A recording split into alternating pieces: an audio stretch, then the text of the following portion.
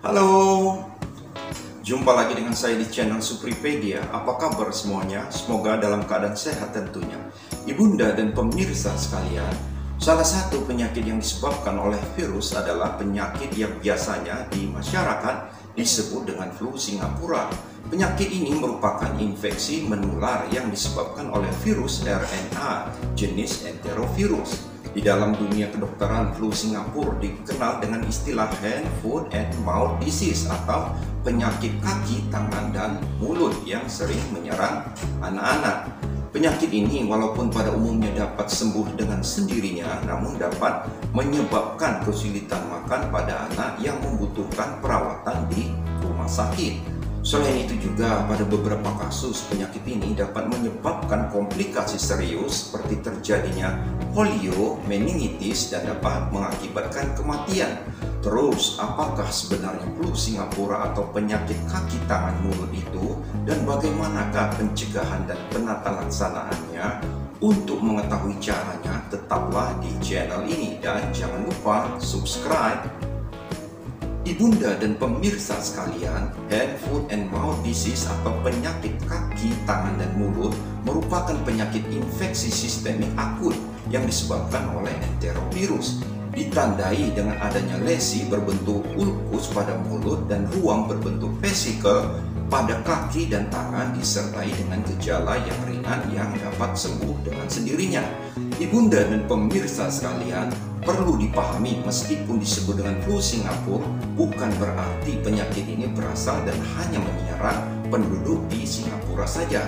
Penamaan istilah flu Singapura ini karena penyakit ini pernah mewabah di Singapura untuk pertama kalinya pada tahun 2009. Sebelum di Singapura, penyakit yang mirip dengan penyakit ini juga pernah terjadi di Kanada pada tahun 1957. Karena itu gejalanya mirip dengan flu biasa dan terjadi di Singapura, maka disebutlah dengan istilah flu Singapura. Ibunda dan pemirsa sekalian, perlu diketahui bahwa kejadian penyakit ini paling sering pada anak-anak dengan usia kurang dari 10 tahun dan dapat terjadi antara anggota keluarga dan kontak erat. Selain itu, sanitasi yang buruk dan status ekonomi yang rendah serta kondisi tempat tinggal yang padat sangat mendukung dalam penyebaran infeksi. Pola penyebaran penyakit ini dipengaruhi oleh cuaca dan iklim, di mana pada cuaca panas akan terjadi sepanjang tahun di negara yang tropis. Kejadian luar biasa terjadi di berbagai negara dan lebih sering ditemukan di beberapa negara di Asia Tenggara, terutama di lingkungan yang tertutup dan padat, seperti pada sekolah, panti asuhan, di asrama, di pondok pesantren, dan tempat penitipan anak. Ibunda dan pemirsa sekalian, virus ini ditemukan di sekresi saluran napas seperti di saliva, di sputum, dan sekresi nasal. Kemudian cairan vesikel dan feses dari individu yang terinfeksi dapat menjadi sumber penularan.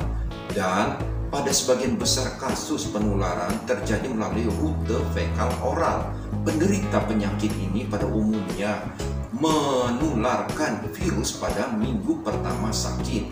Ibunda dan pemirsa sekalian, perlu juga diingat bahwa penularan secara vertikal dari ibu ke janin dapat terjadi pada trimester pertama kehamilan yang dapat mengakibatkan terjadinya abortus spontan atau pertumbuhan janin terhambat. Ibunda dan pemirsa sekalian, adapun gambaran klinis dari penyakit kaki, tangan, dan mulut ini terjadi hampir 100% pada usia prasekolah.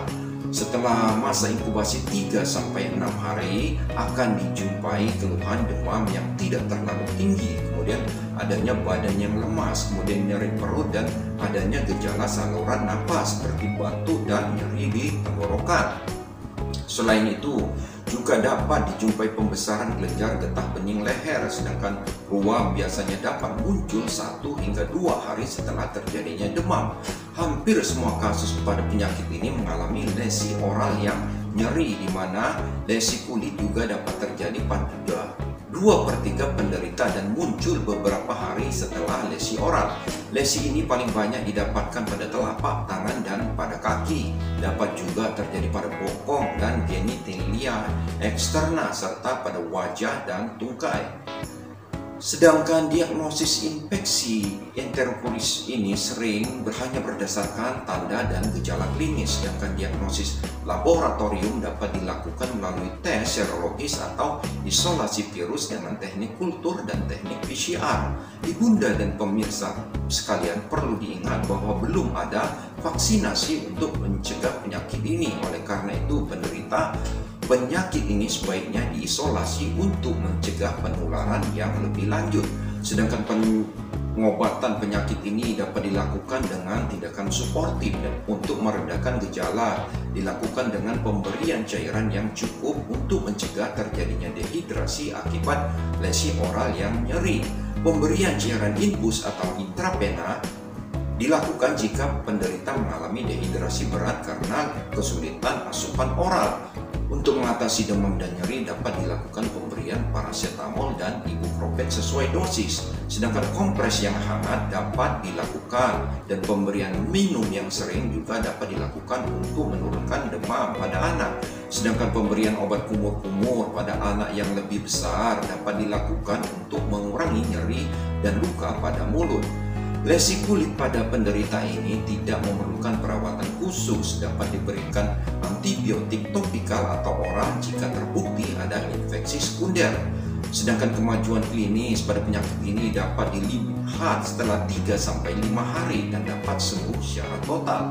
Penyakit ini biasanya merupakan penyakit yang dapat sembuh sendiri, di mana kenaikan antibodi serum dapat mengeliminasi virus dalam waktu 7-10 hari.